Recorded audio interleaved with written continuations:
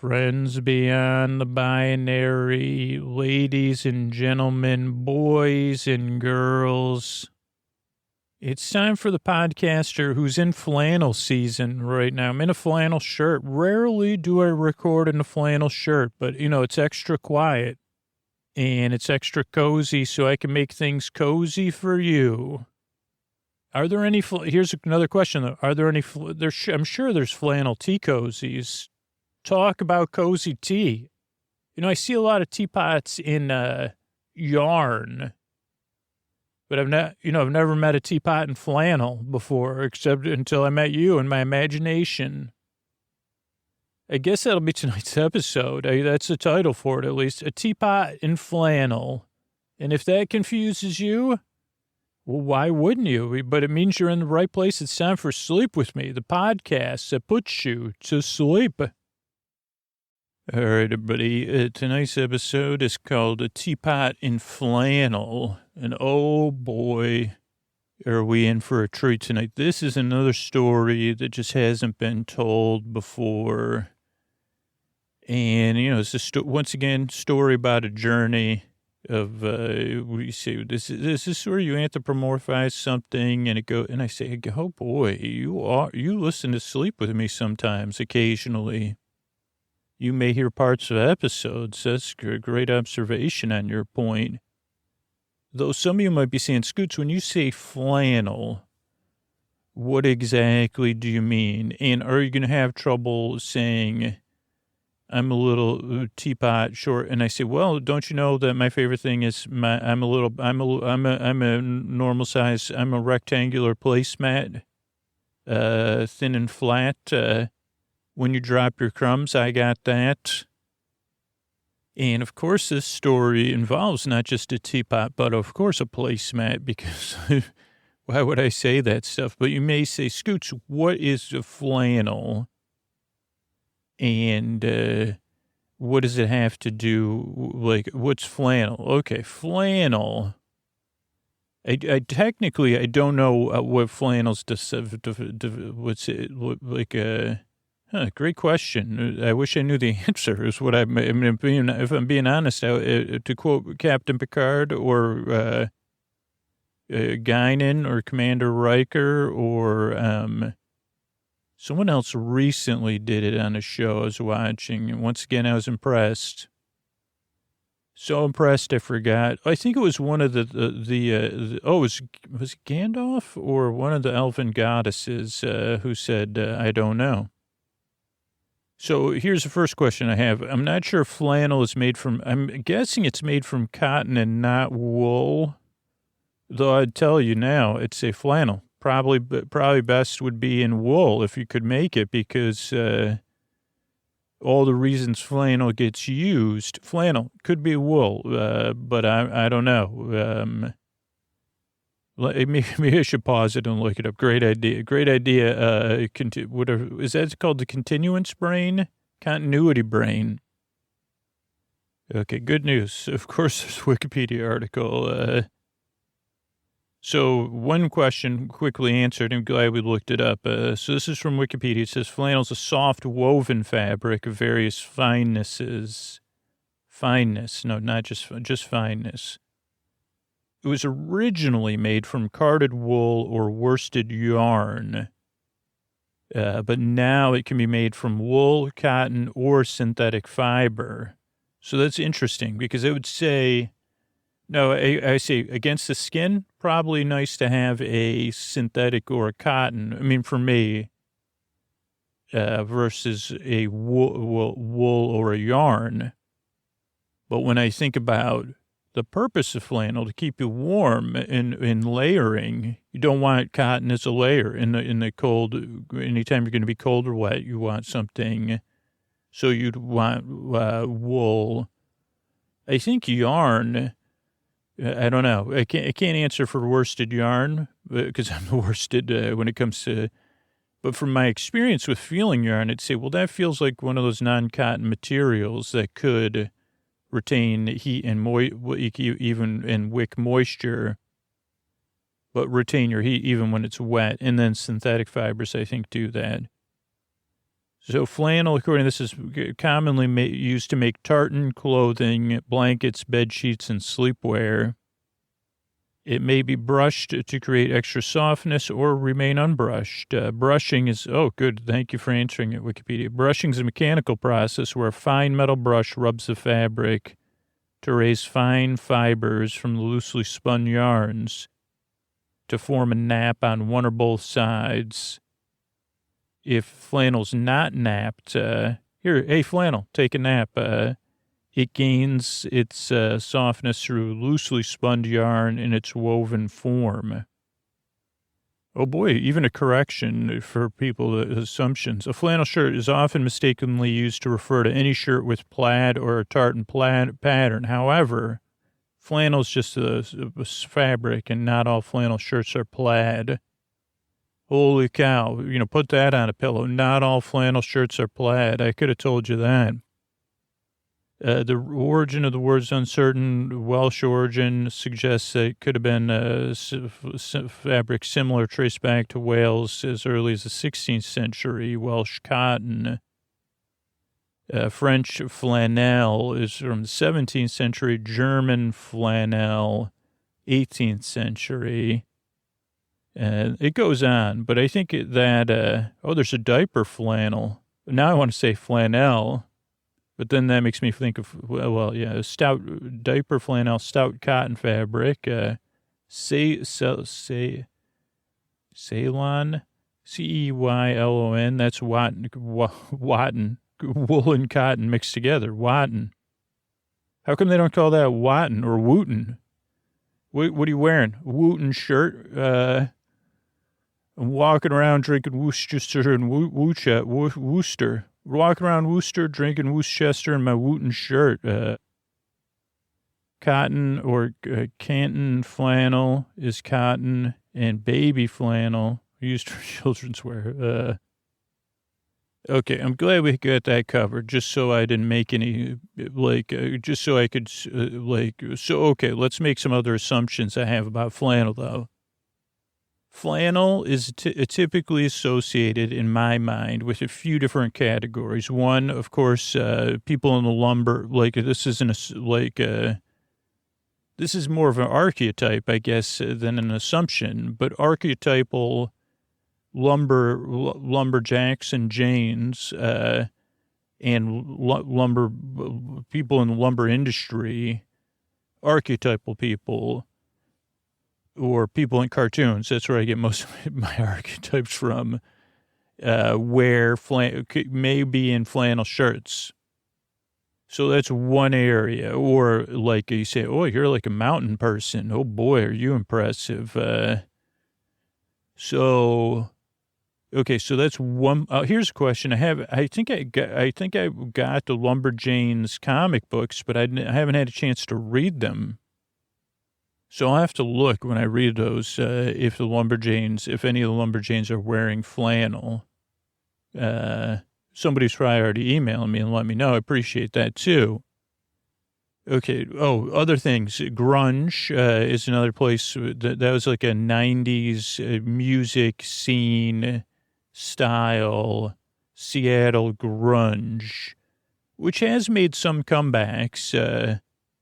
I don't know. So that's another thing that flannel's associated with. I guess I can see some people either from my past, because I lived in the grunge era, or just seeing people in my mind, or people dressed up like they're grunge for Halloween with a flannel shirt, normally around their waist, though, which I guess makes sense, especially if you're in Seattle. Flannel makes perfect sense, especially flannel made from non-cotton material. Seattle, we give flannel a home that it's comfortable in, and you'll be comfortable in Seattle in flannel. Flannel and Seattle, two good things that go together. Seattle, the city of flannels. So the flannel city? No, we're the Emerald City, I think, but Vancouver, the flannel city, because Seattle didn't take it, and we said, well, we'll take it. That's a great idea, Scoots. So, okay, well, we got that solved. And then the Flannel City's probably saying, hey, what about us? We're Flannel. And I'd say, okay, there can be more than one Flannel City. Okay, also Flannel, over the past, 15 years, I've seen it come and go. I mean, it's one of those things that persists, but if you're stylish, it comes and it goes. Because I've seen people that I would consider stylish wearing flannel, but by the time I see them, then they're probably already they're probably already changing it up. But I would say when preppies dress down, they may be wearing flannel. But I don't know if there's preppies anymore, so I'd say that style, prep style, I don't know what it is anymore. Not that you you could wear flannel if you're not a preppy. I have one flannel shirt. I use it mostly to walk the dog or as as my secondary layer but then I say, well, I prefer something like a hooded sweatshirt most of the time. But I do have one flannel shirt. I'm not sure if it's cotton or what it's made of. So there's that. Okay, so those are some things I associate with flannel. These are a few of the flannel things that I remember. Lumber, Jackson Janes, and Seattle grunge games. Those are a few of the flannel things. Cold, foggy evenings, and a chill in the spring. Those are a few of the flannel things I remember. Okay, so, but this is nothing to do with it. This is what is it? What was the name of the story? A teapot in flannel. And we'll start the story where, sometimes I start my stories in the beginning. Sometimes I start them in, at various places. This one will start right in the middle of this journey. There's a teapot. And the teapot was out already on a journey when we catch up with this teapot because the teapot had seen where the teapot lived and stuff. There was over the night, starting many nights ago before the teapot left, 1, 2, 1, 2, 3, and maybe you'd say 3.5 comets, which we never see. I mean, that I know about, first of all, I know some of you are saying, Scoots, what's a half comet? I say, well, again, I'm not a astronomer or I'm not a knower of the sky. I know the sky's up there. And this teapot was in the same boat as me. And the teapot didn't have internet because this story took place a while ago. It's been passed. This is one of those stories that was never passed down through generations. I had to go back and get it. And they said, why hasn't the teapot and flannel been passed down from generation to generation or, cross-culturally, in different ways? And they said, have you heard the story? It puts everybody to sleep. And I say, one day, so keep passing it on. One day, don't worry. One day the story will it's already serving its purpose. You didn't even realize it. I guess, I probably won't do that if I have a time travel machine, but I should. It would be like when I'm making my poor decision, once I have access to a time travel, I'll say, well, I should just go back there and tell them, hey, tell the kids that flannel story. Or, that story that bases, what your clothing is made of and a traditional drink that your culture drinks, a vessel. Tell that story, even though it puts kids to sleep. It's an important one. And they say, yeah, but we're trying to, and I say, yeah, but you're putting everybody to sleep. It's actually, don't worry. Trust me, I'm from the future. And in the future, trust me, it doesn't make any sense even to me, and I do it as a job. But it makes perfect sense. And I say, see how quiet, well, here's what I say. Here's what I would do. I'd take them in a time machine to earlier in the day when all the kids were making noise. So I'd be breaking all sorts of time. I mean, I wouldn't be doing this because I'd be doing something else. Whatever. Who knows? But I would take them back in the day when the kids were being loud. And then I'd flash forward again to the present moment when they were in the middle of telling the story and all the kids were asleep, or the majority of the kids were asleep. It's even look at those kids that couldn't sit still. They fell asleep. Now we get it. Okay, so in this story, the Teapot was out on a journey because there was 3.5 comets and 6 new stars in the sky. One night or over, I don't know. I didn't get the first part of the story because I fell asleep before they started. I do my sleep podcast story collecting in reverse. But so, okay, 3.5 comets. I just have to explain. It's like so there's 3 comets every night. You could see them in the sky, slowly transversing the night sky. Behind them, the 6 new stars. And then some nights you could pick up another comet, like maybe it's further away, maybe, I don't know, but it didn't appear every night as a full comet like the other 3, but it was clearly the occasional comet, a whole nother story. And so this Teapot set out on a journey. Now, one thing that was interesting is that because, like you say, Scoots, I thought you said this episode took place a long time ago. And I say, well, you took it as like 300 or 400 years ago. I just said the Teapot didn't have access to the internet. But the Teapot, you say, how does a Teapot how does a Teapot go on a journey? And so believe it or not, this Teapot was in something that those of you that have like grown up in the past, now this is something I never had before either, but it was, these things were called power wheels. It's like a drivable, is a car for kids, a battery powered car for kids, not for the road. I don't know. I'm trying to think if I've ever driven a power wheel. It's, you could get them in different styles. And this was not technically a power wheel. Believe it or not, it was something, it was a go-kart because it I don't know, but that's what the Teapot was driving. But you say, wait a second, what? I say, yeah, it looks like a power wheel or a go-kart. But a power wheel is like I don't know, I always wanted one. I'm glad I never had one because I think every time I wanted to drive one, when I went to somebody's house, they said, oh, it's not charged. Or they would have fun driving around. They say, okay, the batteries ran out. You could drive it now. But you could see power wheels. There's many famous commercials, really good jingle, which was just simply power wheels, power wheels, power makes it go. Or something like that.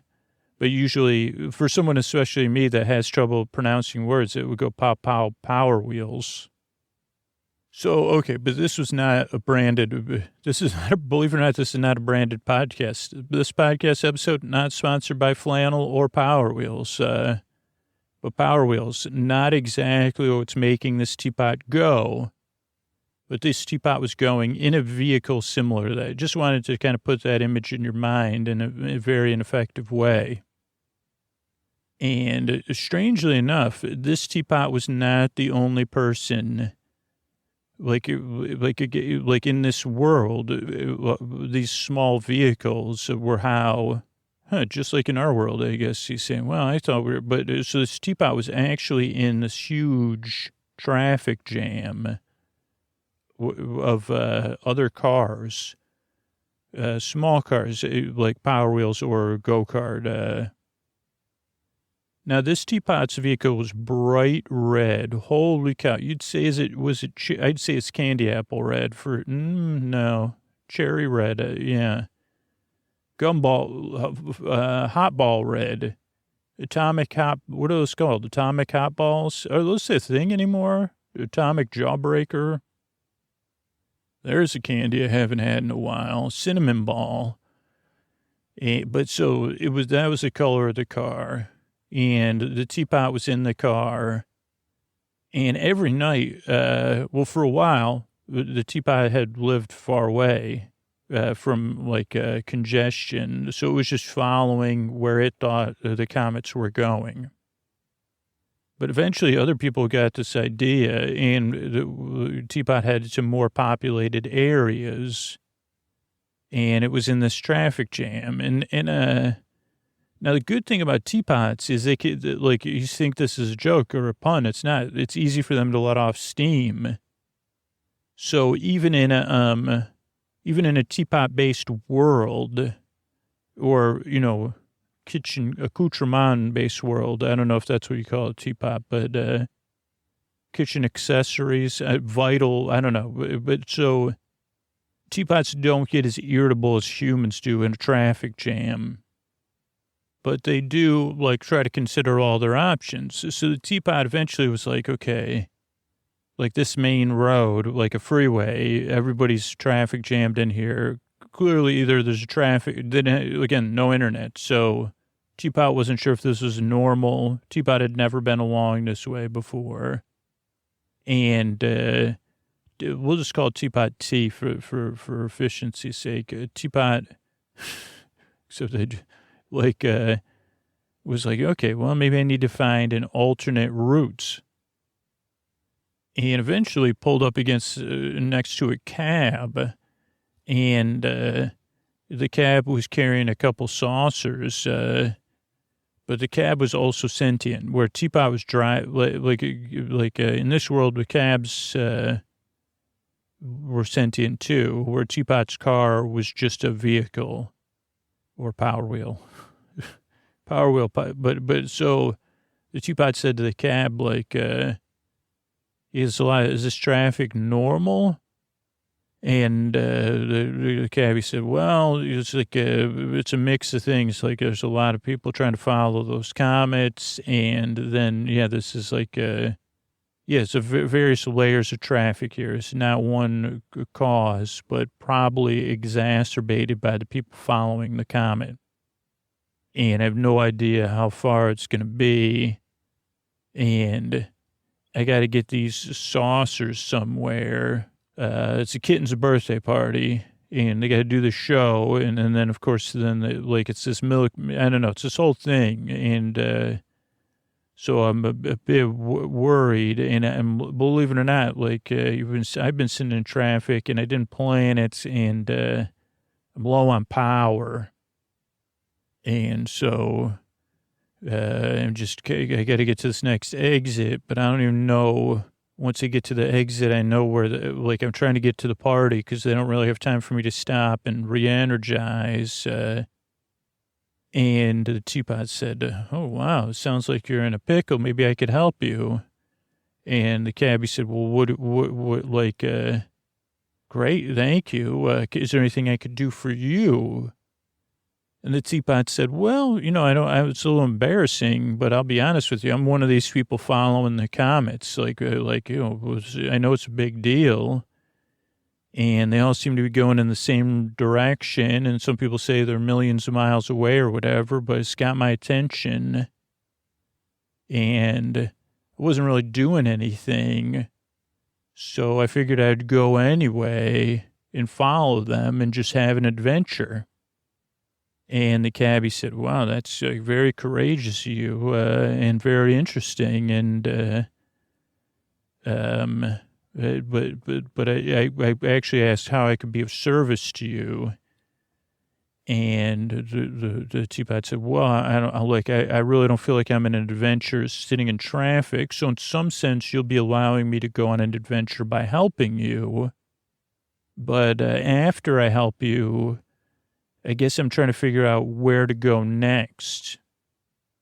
And the cabbie said, oh, I could probably, I'll look up a map while we're going.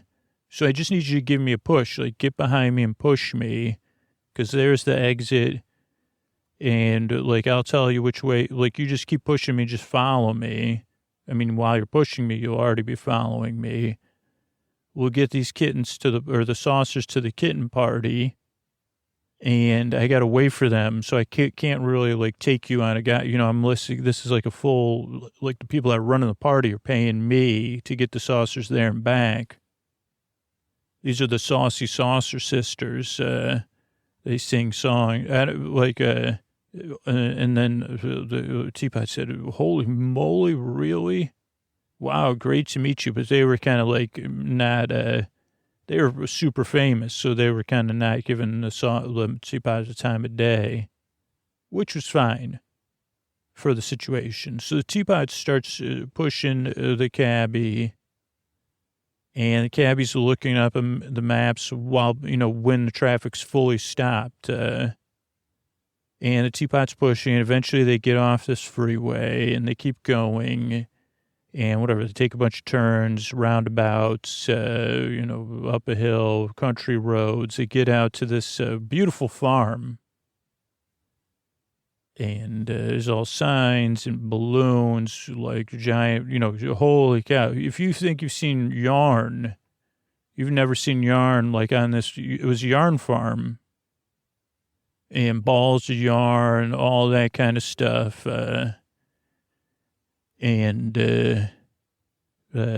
So they get out there, and they had like a recharge station for the cab because it's, I don't know. I don't know if it was like a real farm or an estate party farm, But the cabbie says, okay, let me show you this map. Let's go over the map. The Saucer Sisters went to work, and they're going over the map. And then the cabbie says, it looks like if you go along this, road across the farm, I'll give you this map, and you understand how to read a map. No. So they kind of went over the basics of it, but also it was like a bit like a Thomas guide for this world, which I'm trying to think how to explain it, or a triptych, but not exactly, where it's like a book and a binder. It's a bunch of maps, and when you turn the page, you can look at a grid that sees where all the maps are. And then when you turn the page, the map is going either north, south, east, or west. But then if you have to go north, south, east, or west, you can find the page number at the side of the map. So it's like maps within maps laid out on a grid system, easy to cross-reference once you learn the system, and this was more of a regional Thomas guide where traditionally, if you lived in Los Angeles, when I lived there, Thomas Guide was key to getting around before the internet. And I'd probably say, I guess because streets and stuff change, these apps have probably made it less, I wonder if there was ever, I wonder who owns that now. But, so, I don't know. So it's just, this was similar, but on a regional, so more like not a triptych. I don't know. Triptych's Triptych's very similar. You could still get those, but I tried to get one and figure it out, but I couldn't. And this is actually the same thing the cabbie was explaining to the Teapot, because the Teapot said the only maps I ever seen were the ones, that you just the one I have, which just covers it was like a state map in their world. And so the cabbie then explained what a Thomas guide was, which they called a Flannel guide there, because it was just based on whoever, Flannel. Yeah, you say, Scoots, can you say that one more time so we know it's not a made-up word? Flannel. Don't ask me later, though, because they just called it the FG anyway. But then the cabbie said, a triptych is similar, you would go to the AAA in our world, and if you remember, and then you'd say, hey, I need a triptych to go from this place to this place, and just like you would do on your app, but they would do it there. I think you had to order it, but they would assemble maps on the most efficient journey with highlights, but also you could fold the map out to have a more area map, and it had suggestions for where to stop. That was what a triptych was. Now, why is that important? I don't know. It just popped in my head and Well, the cabbie was like, okay, so this is how you're going to go.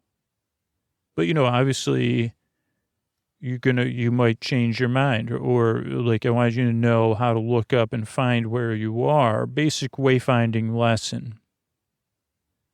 Now, meanwhile, while all this is going on, but right towards where And they were listening to the Saucer Sisters sing and dance. So that was very soothing.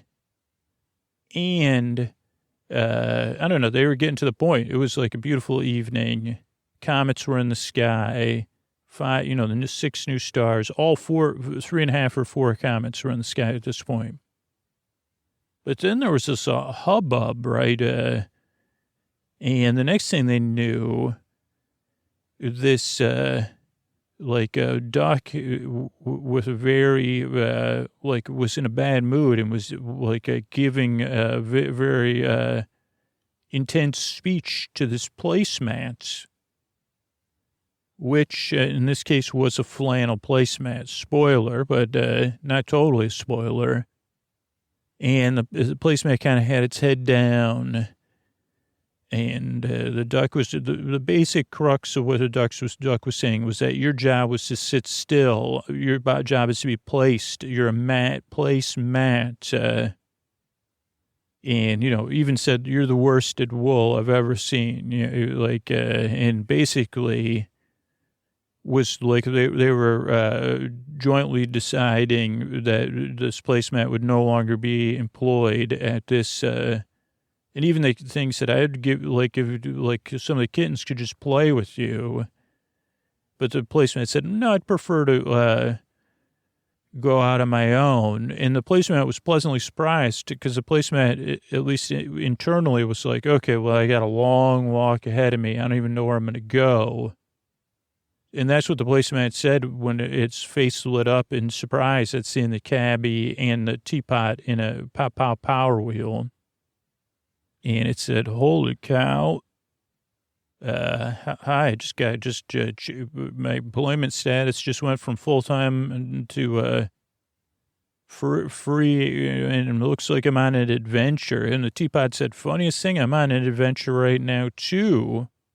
And the cabbie kind of looked at both of them, and a light went on, it was a glove box light, but it really was also, and the cabbie said, you know what? The hardest thing about being a cabbie, I know most of these maps by heart. I only have to look at a map when I'm stopped and I'm going someplace new, but usually I already plan out my route and then I double check it so that my mind's absorbed the material. But, I don't have anybody, part of this idea of the Thomas Guide or the triptych is that it's a team effort because, And the flannel placemat actually was like, oh, yeah, I remember when I was just like a wool ball, like the ones you see out there, made of yarn. So the placemat was actually familiar with this stuff. So then we didn't have to, no one had to re-explain it, even in a sleep podcast. But the cabbie said, you need somebody to help you. It works better as a team, basically. Triptych, Thomas Guide, works better with a driver and navigator. And so maybe the two of you could work together. And the placemat said, work together at what? And Teapot said, well, I'm following these comets that have been in the sky. And it's just kind of been an adventure, so far. So I guess I'm kind of following the comets, and I'm enjoying the new stars and curious about it and thinking about it. And that's my adventure. I'm trying to follow the comets, basically. And so I realized, and if that's your opinion, I respect it and I don't need to hear it. But some people would say this is pointless and that's impossible. And the placemat said, well, I got nothing to do, and I love this idea. Would you have me as your navigator or your helper? And the Teapot said, why not? Why don't we get going? And then they had, a bit of an extended goodbye with the cabbie because they had developed a quick friendship. And then they went out behind the farm. They took a right, then they take a right, then another right, then a left, Then they went up this really big hill. Then the kind of hill went down a little bit, and then they rode for a while straight. Then they went on a curve, I think left, and then they came across, there was one more hill and one more curve. They saw in the distance this giant lighthouse, and the lighthouse was cool because, or at least to me, because I'd never seen, well, probably have seen, but typically this was like a sea blue lighthouse or a sky blue lighthouse, towering up in the distance with a light on it, scanning the sea. So they could see the sea. And they said, wow, that is some lighthouse. And the policeman said, so the strangest thing is like that, lighthouse is higher up. It's got a great view. And I've heard word that, and the Teapot said, where'd you hear word from? And they said, well, we've only been driving however many hours it was. It was actually like a lot longer than I made it sound, because it was the next night. The policeman said, well, I heard at another party we had at the farm that I was working at, before I was a placemat. Only recently became a placemat, and I'm just not, being a placemat's not my thing. And the Teapot said, okay, but we were talking about, and it said, okay, so I heard from some guests at the party that they had been at a lighthouse, and lighthouse had astronomy equipment, like stuff to look at the comets from. But this was before the comets, so they were just looking at the stars and the moon and the stuff in the sky. And the Teapot said, wow, so we could look at the comets, and the policeman said, yeah, and we could get a better idea of where they're going and maybe even get a better view of the comets. And so they drove down. Now, this was a very big lighthouse, and it was on like a coastal isthmus. So anybody who's ever driven in that kind of situation knows it takes a while. Like you get your anticipation build up, and then you go, oh boy. It's a lot of turning and going up and going back down. And eventually, like halfway out the isthmus, they came across like a quiet little town. The definition of quaint, holy moly. I don't know what they call those roofs that look like they're beautiful. Like, I don't know. Are those gingerbread roofs or something? But beautiful roofs, different colors, cobblestone streets, the whole 9 yards. And, they drove through town, and they stopped, and they said, hey, like, there's we're just driving through town here. And they said, where are you heading? They said, to the lighthouse. They said, oh, boy, did you know? Are you really going to the lighthouse? And they said, well, we're trying. Is there some sort of obstacle in our path? And they said, well, there's an obstacle in our path because we're the last town before the lighthouse. And, we've been a quaint spot, and we lost a lot of people that are following the comet. And also, like, a lot of our younger residents, they move on to the big city. We're actually the home of the Saucer Sisters. And they said, you got to be kidding me. And they said, no. Like, they're actually just best friends. But anyway, they grew up here.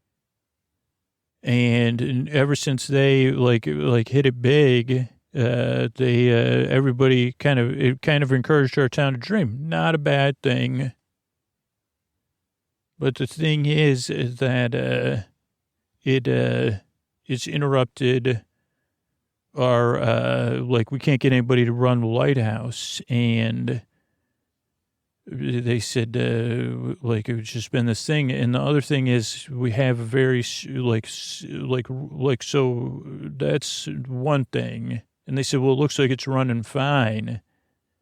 And they said, well, we got to leave the light on all the time. And that's not normally how we do it. So it's like they said it's hard to explain, but basically we're all volunteering to keep the lighthouse moving and all that stuff. And in the past, we've had lighthouse keepers they keep the lighthouse and then, they run the lights. And, so we were hoping you were here to apply for the job. And they said, well, we don't know anything. And they said, oh, you could learn. And then the townspeople said, well, why don't you go look at, they said, why don't you go look at the lighthouse and stuff? And they said, well, can you tell us more about this job just so we know about it? And they said, okay, so normally this lighthouse is part of the path. Like if you look off to the west or your left, you're going to see like this isthmus sticks out. And so so everybody can avoid this isthmus, right?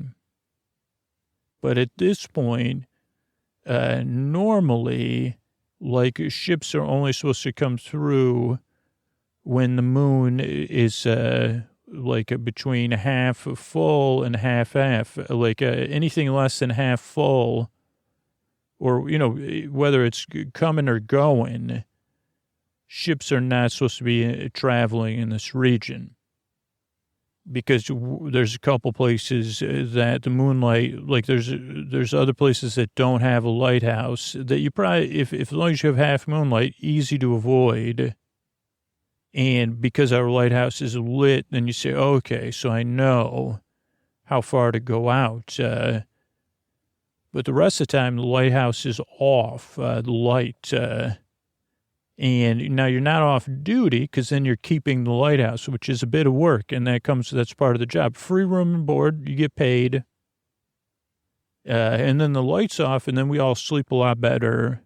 Because the way that lighthouse works, it just throws off. It's a particular type of lens they use because we're just trying to, again, tough to explain until you get into the job, but that keeps us all up at night our quality of sleep is not the same because also there's a slight buzzing up there.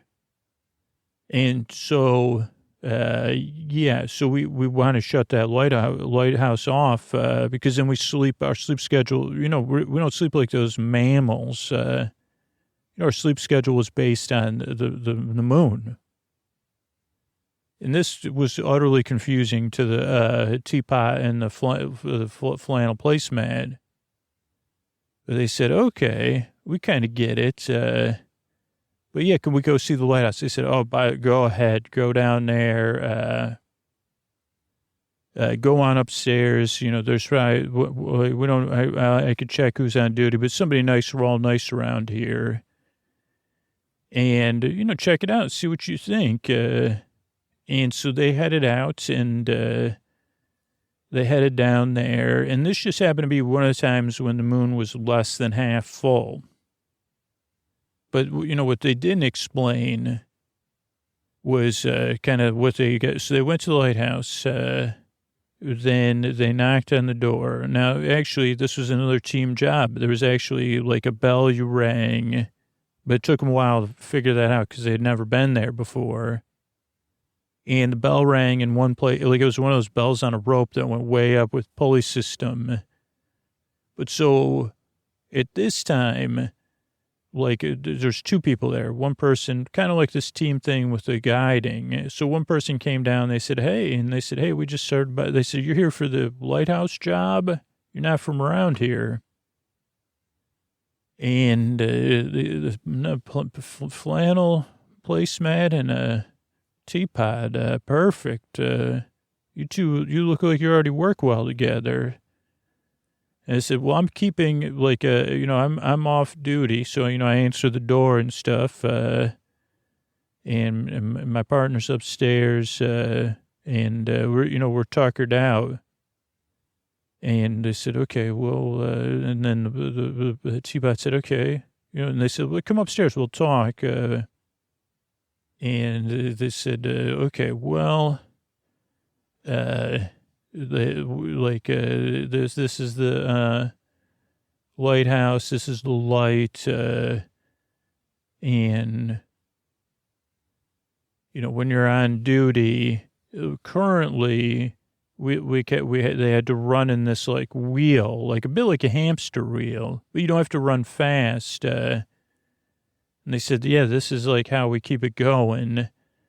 That's what keeps the light on. That's why we would prefer to, they explained that to get the light started takes a lot of energy running really fast. But then otherwise you just have to you don't even have to do it all the time, but there's a clock that lets you know, like when it winded up. They said it's just too tiring for us. It's easier for us to keep the light on all the time. Like we just, with all the volunteers and stuff, and they said, whoa, look at all these telescopes. And they said, oh, you like telescopes? Yeah, we if the light was out, we could be looking at the comets and stuff. And you really learn more about you learn so much about astronomy and things. You would be blown away at how much you could see the comets. You could see what they're made of. You can even see that there's 4 comets all of the time. It's just the way the sunlight and the moonlight is that you can't see the 4th one all of the time. And the placemat and the Teapot, because they've been talking a lot about comets in their downtime when they're driving. So they were like, wow. And they said, well, this is pretty cool. So we'd live here. And they said, could we try it out? And they said, well, we'd prefer like a 6 to 12 month commitment so we could catch up on our sleep. But you could try it out for a couple days and see what you think. We'd just ask, they keep it lit for now and that we'll just stay here with you because there's guest rooms. And so they did. They tried it out and they learned kind of the basics of this type of energy source and lighting and moving it around and actually like at the perfect time because there was really no stakes. And they said, okay, and we could keep a volunteer coming by at night to help one of you, whoever's running the light and whoever's off duty. And, we could do all that. And then the Teapot said, well, but we could sleep during the day, right? So, and they said, well, sometimes it's like one lighthouse keeper. You could figure out your schedule between the 2 of you. And they said, one other thing to know, though, is it's like pretty chilly up here at the top of the tower when you're running, even when you're kind of moving the wheel based on the wheel schedule. And so you'll have to think about that. And they said, okay, well, we'd like to see the lighthouse without the light on before we take the job. And they said, okay, but then if we do it, you 2 have to get it restarted because all of us here, we've just lived full lives. So running that wheel, it'd probably take the 2 of you to get the light restarted. Not too long, but again, you're a healthy Teapot and a placemat. So they shut down the light and, mostly because they wanted to look through the telescopes, which couldn't see through because of the light when the lighthouse was lit up. And they were blown away. And the Teapot already said, okay, now I realize what everyone was telling. Like, this is my adventure. Because the Teapot immediately was went from having this distant kind of fantasy goal of following the comets to suddenly now studying the comets. But the Flannel placemat also said, I love, I really have extra energy to burn, so running this wheel is great for me. But also, what had happened between the 2 of them formed this deeper bond, and they realized also that there was a physical connection between the 2 of them because the placemat could surround the Teapot And the teapot, again, I didn't get into this mechanics of the teapot, but of course it's made to keep a tea hot or, warm. And they realized like that their partnership was more than just, wayfinding and working together. It was much more deeper than that. They were in love. And they found that their love and companionship could sustain one another through cold nights, metaphorical, but also real ones. And eventually they learned that they had separate interests and skills within the lighthouse and astronomy community. And the thing about the placemat was like, the placemat said, okay, well, like how much are we, what's the budget for the lighthouse? Because we could bring on other part-time help, because I know plenty of people out on the, there's a lot of wool being produced and placemats and other flannel things. Like I probably could get some more young people in this community, not all full-time. And the Teapot discovered these libraries, these astronomy clubs, but also a profession as an astronomer, and found out the wonder of these comets, the real wonder of these comets. And in their world, it was much more than just flying ice or whatever a comet is in our world. So there were other payoffs, because the comets were going somewhere to cool something down, which again doesn't happen in our world. But they said they were balls of ice traversing the sky. But they are going to, some demi or full-fledged spiritual being needed some ice water.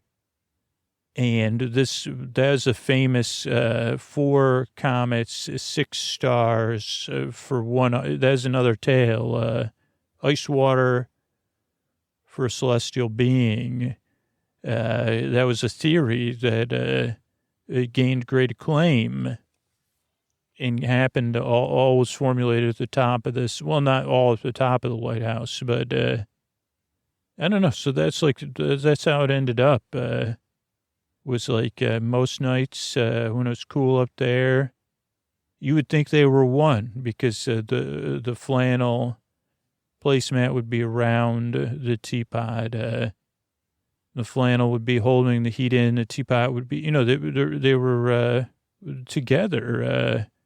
Keeping one another, sustaining one another through cold nights when the moon was less than half full or almost getting towards half full. So that's a famous story that I say, well, okay, could see how it wasn't popular. This is my version of a tale that was not told through time, but maybe if people in the past knew that it could help people get the rest they need, just like those two would rest intertwined, or sometimes they say, no, I'm going to take a nap. You keep working. That's the tale of the teapot and flannel. Good night, everybody.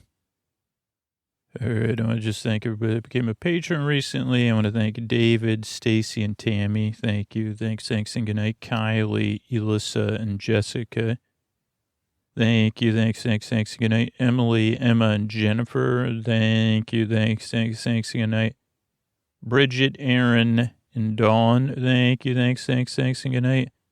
Linnea and Ann. Thank you. Thanks. And good night. And Hazel and Marissa. Thank you. Thanks. And good night.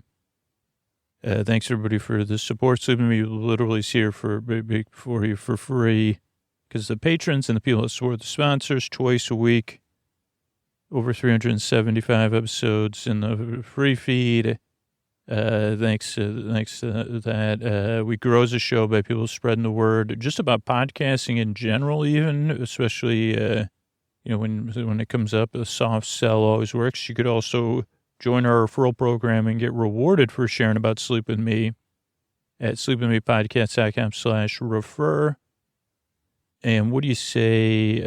Here's as we've gotten more stuff in the feed, it's been these Talk You In sponsors that have helped us be like, okay, let's keep adding episodes into the free feed. Thanks.